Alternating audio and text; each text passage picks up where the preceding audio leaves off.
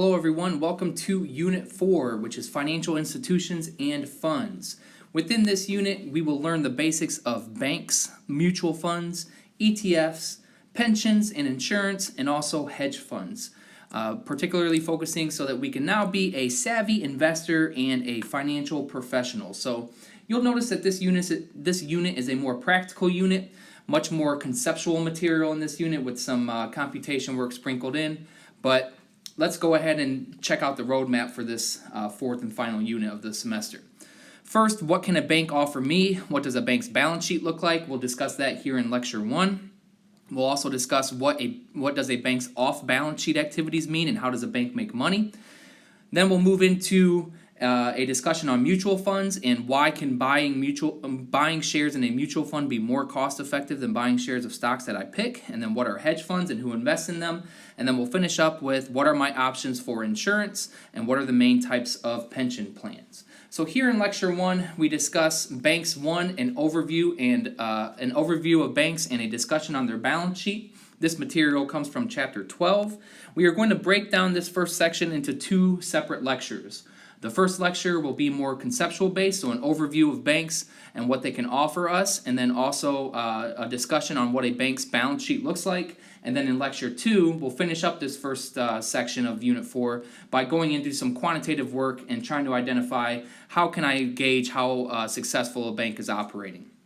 So our learning objectives in this first section are to understand first, what can a bank offer me? So we'll talk about different types of deposits and different types of loans. Then we'll move into how does a bank operate, focusing on their balance sheet and their balance sheet items. Then we will move finally into how do I gauge how well a bank is doing by looking at the bank's ROE, or return on equity. So first of all, banks. So fundamentally, banks accept deposits and make loans to individuals and or businesses.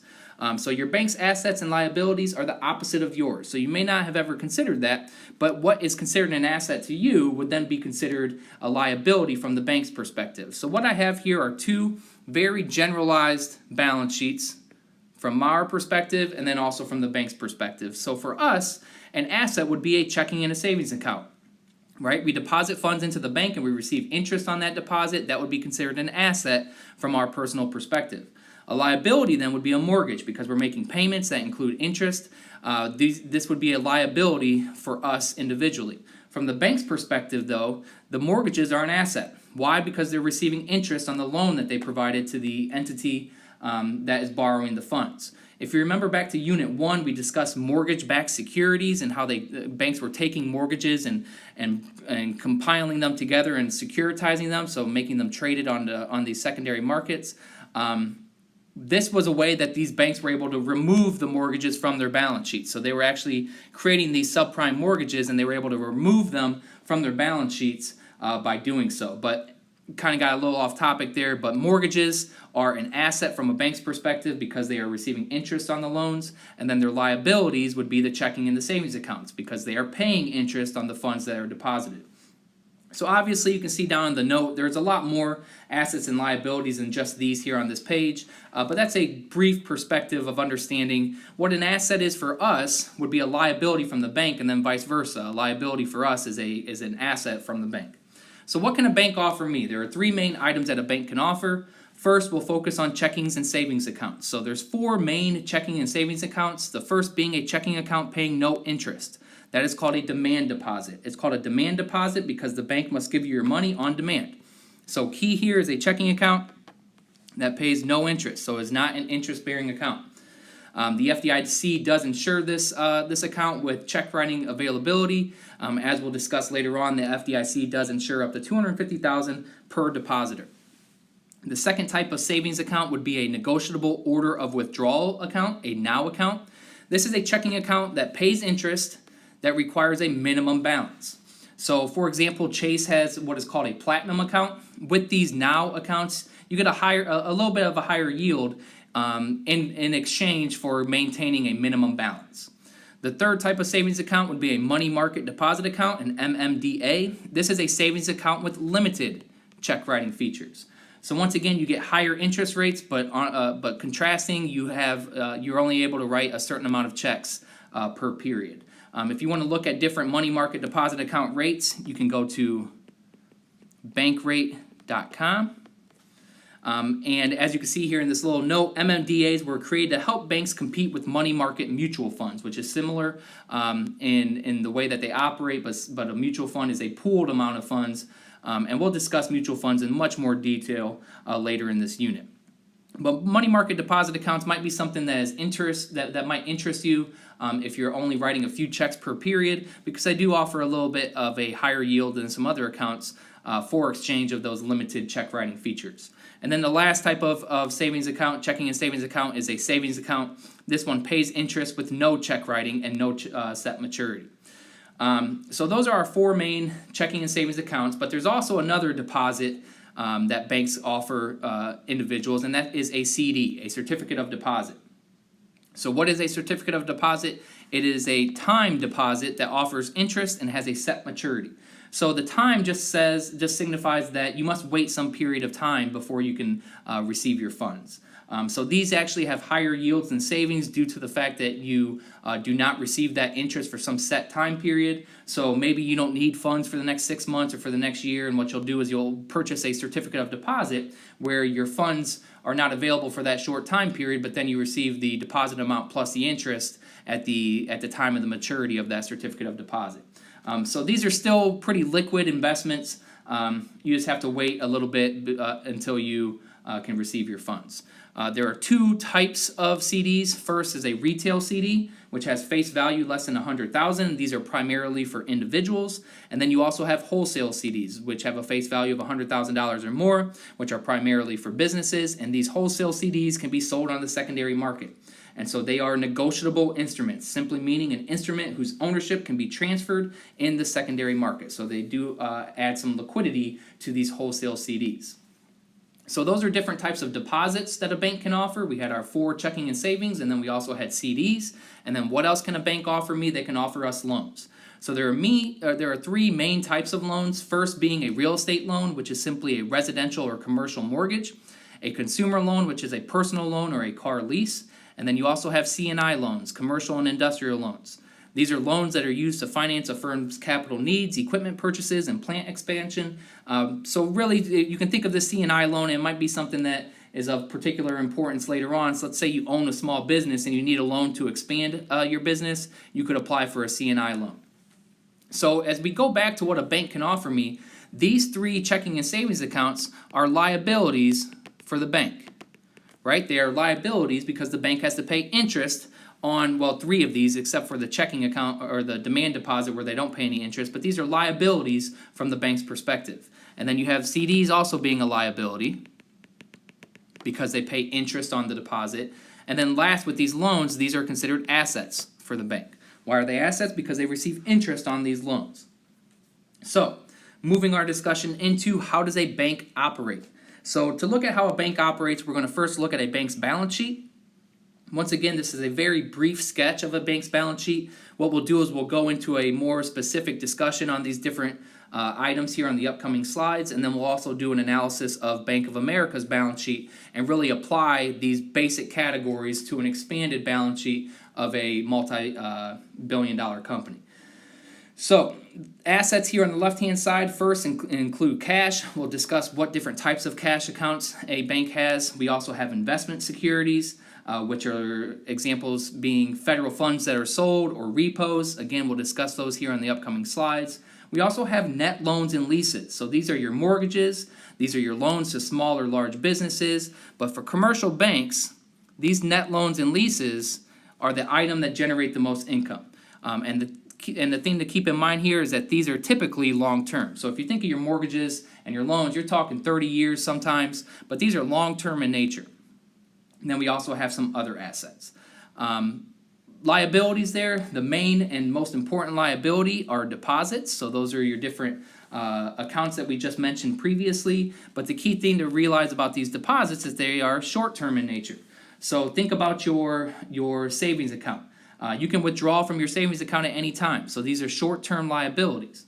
You also have borrowed funds as another liability for a bank. And then thinking back to your balance sheet identity, assets equals liabilities plus stockholders' equity. The equity account there is composed of stock, both common and preferred, and then also retained earnings. So I've squared around net loans and leases and emphasize that they are long-term in nature and deposits are short-term in nature, what this does is it creates an asset-liability mismatch. So basically what it's saying is you have long-term assets being funded with short-term liabilities, right? So the deposits are short to medium maturities and the loans are much longer. And what this does is it creates a risk, and that risk is called asset liability management. So this is a risk that all banks must manage, and it's this asset liability mismatch where you have long-term assets and short-term liabilities. Okay, so now let's go into a specific or a more detailed discussion on the different types of items that we just mentioned. So the first item on the balance sheet there for the assets or for a bank is cash and cash equivalents. So cash includes vault cash. Vault cash is simply the cash that's in the vault. So this is what's available to fund withdrawals. There's no set amount that a bank must have. Small banks may have $50,000 in vault cash. Large banks may have $200,000. But basically, you need to have enough funds for any possible withdrawals. But that's our first item on the bank balance sheet is cash. Then you also have cash at the Federal Reserve, so for your reserve requirements. If you think back to Unit 1, we talked about reserve requirements. It used to be that if you had anywhere from 0 to 15.2 in liabilities, the banks would have to they didn't have any reserve requirement, but anywhere from 15.2 million to 110.2 million, they had to have a 3% reserve, and then greater than 110.2 million, it was a 10% reserve. However, in March of 2020, this minimum reserve requirement was abolished, so there really isn't any minimum required reserve at the Federal Reserve at this point. We also have then another item of cash would be cash at other banks for correspondent banking. Correspondent banking is simply when smaller banks use large banks for banking services, so services such as check clearing, federal funds trading, investment advice. That's what correspondent banking is. So where you have small banks using larger banks to conduct those banking services. So we'll break this down in detail, and I'll show you these different specific cash and cash equivalent accounts in more detail when we look at the Bank of America balance sheet later on in this first section.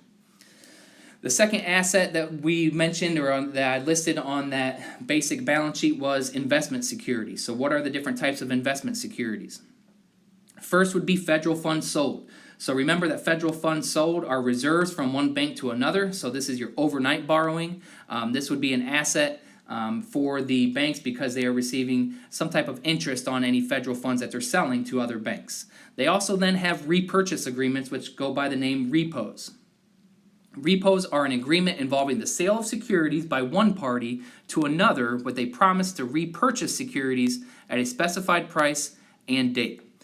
So what's important with this is that it is a loan with a collateral of securities, most often being T-bills, and then there's a special term called a haircut where the loan is smaller than the securities pledged. So let's do a quick example where we have Bank 1 and Bank 2.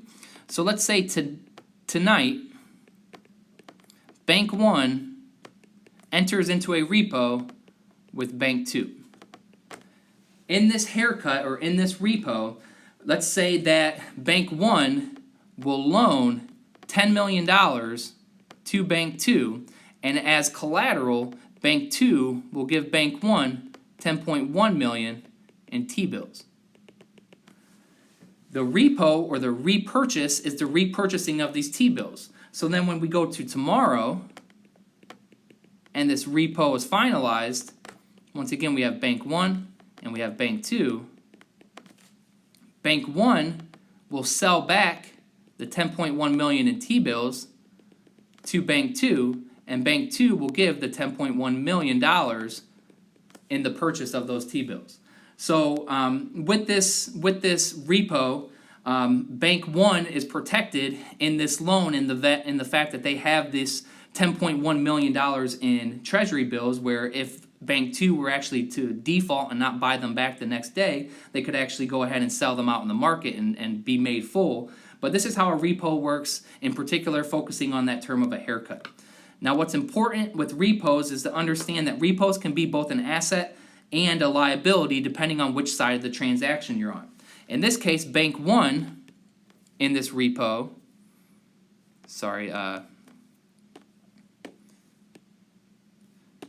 Bank one has an asset because they are the one loaning the funds. So if you have it as an asset, you're the one that loaned the funds because you're receiving interest.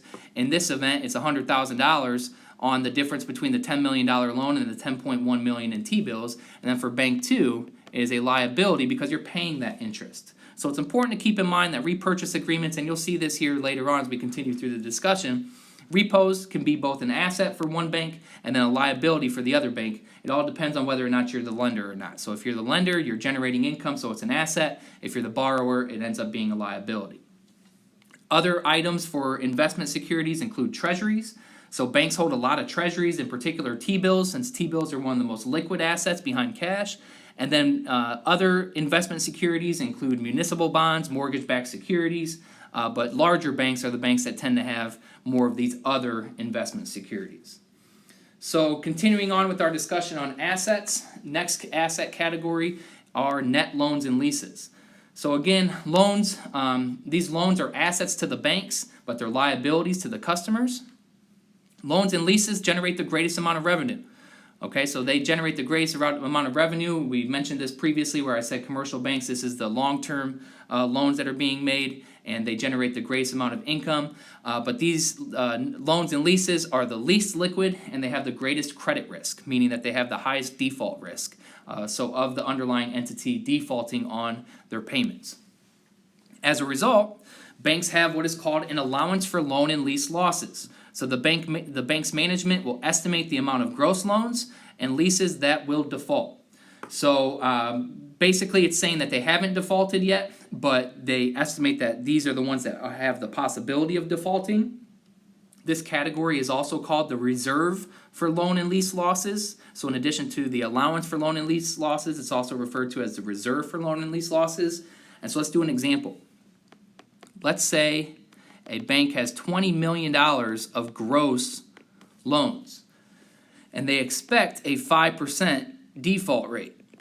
So out of these $20 million worth of loans, they expect to have $1 million worth default. So their net loan portfolio or net loan balance will end up being $19 million. Since 5% of 20 is $1 million, you would have a net loan balance of $19 million. Another category here for net loans and leases is net write-off, which is actual loan losses minus loan recoveries. So actual loan losses are the loans that have actually defaulted minus the loans that have been recovered. So these might be loans that that were behind on their payments, but then they actually recovered and caught up on their actual payments. So that's dealing with the asset side of things, where we are focusing on cash, investment securities, net loans and leases, and then the fourth category was other assets, which just include other accounts that are generating some type of income. Or you could have your property and so forth as other assets. Moving over to the liability side, the most important type of liabilities for banks, as we mentioned, are deposits, short-term in nature. So deposits are short-term contracts issued by banks in return for cash. So you may never thought of this deposit that you have with Chase or with Fifth Third Bank being a contract, but they are essentially a contract between you and the bank. Banks have reserve requirements and must pay deposit insurance premiums to the FDIC, and the FDIC insures these deposits up to $250,000. So one of the deposits that we discussed earlier were CDs. With CDs, it was very important, just for a quick little example, during the financial crisis, we actually had banks that were defaulting on their CDs. So these deposits were actually insured by the FDIC, so those investors that had purchased the CDs were actually made whole. But it is important, and this FDIC insurance does come into play in certain events. And then we already discussed all the different types of deposits. You know, the demand deposits, the money market deposit accounts, the now accounts, the certificates of deposit. Those were what we first discussed when we talked about what a bank can offer us in terms of deposits. Other liabilities then would be borrowed funds. So borrowed funds are really more important for your larger banks, but banks can borrow funds to meet their needs. Different types of borrowing include federal funds that are bought. So remember that federal funds from Unit 1 are overnight borrowing, so they may have this overnight borrowing to meet some type of obligation that's coming due the next day. It used to be that you would have more of these overnight, these Fed funds to meet reserve requirements. You also have repos as a type of borrowing. So remember that we said with these repurchase agreements, the lender has it as an asset, but the borrower has it as a liability. So once again, if your bank is the lender in a repo, it's an asset, but if your bank is the borrower, then it's a liability. We also have parent holding company issuing commercial paper. Again, remember back to Unit 1, commercial paper is short-term debt instruments for businesses. And so, for example, this would be like a parent company such as Citigroup issuing commercial paper, although Citibank is unable to do so. And then lastly, as another borrowed funds would be the Fed discount window. This is, again, going back to Unit 1, where we had our emergency lending. This is lending from the Federal Reserve, lending at the discount rate. And then our last category on our balance sheet is equity. So the different types of equity include preferred stock, common stock, and retained earnings. And then there are regulations that require banks to hold a minimum level of equity to act as a buffer against losses on assets, both on and off the balance sheet. So we will talk about off-balance sheet items in Lecture 3. But what you can think of as this minimum level of equity to have is you can think of the equity as a shield. Okay, so if the banks have any losses on their loans, so on their assets, what this equity does is it protects them. So it's going to first hit the equity account, and then if the losses were to exceed the equity account, then it would hit the deposits, and the banks would then become insolvent and end up going bankrupt. Okay, so what this minimum required amount of equity does is it shields or protects the banks from this insolvency in the event that they actually have loans on their assets. So those mortgages, those different loans, those different asset categories that we just got done discussing. So that's going to conclude this first lecture. So this is part 1 of section 1. So this was mostly conceptual, informative information, and what we will do then in lecture 2 is apply this towards Bank of America and do a practice problem applying these different categories and assessing the financial strength of banks.